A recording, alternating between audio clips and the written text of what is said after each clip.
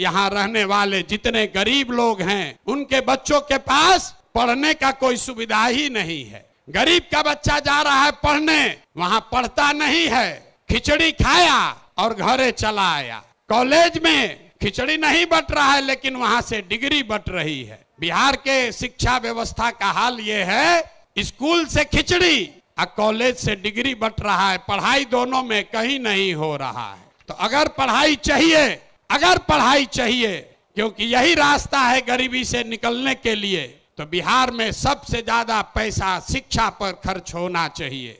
इसलिए जनसुराज कह रहा है कि जब हमारी व्यवस्था बनेगी तो 1 घंटा के अंदर शराबबंदी को उठाकर फेंक देंगे।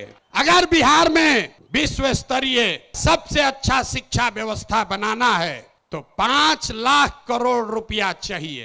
5 लाख करोड़ रुपया चाहिए अगले 10 वर्ष में, तो देश का सबसे अच्छा शिक्षा व्यवस्था बिहार में बना दिया जाएगा।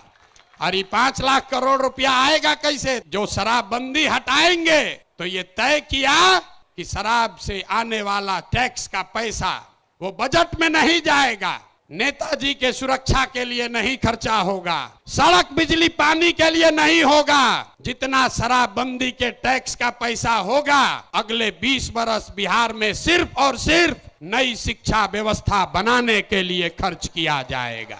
अब समझ में आया काहे हटाना चाहते हैं? हर बरिस 20,000 करोड़ रुपया शराबबंदी के चलते नुकसान हो रहा है, तो 20 बरस के पैसे को, शराब के टैक्स को अगर आप नई शिक्षा के व्यवस्था के लिए खर्चा करें तो 4 लाख 5 लाख करोड़ रुपया बिहार के बच्चों के मुस्तकबिल को बदलने के लिए उपलब्ध हो जाएगा। हम ये नहीं कह रहे हैं कि शिक्षा व्यवस्था बनाएंगे, उसका रास्ता भी आपको बता रहे।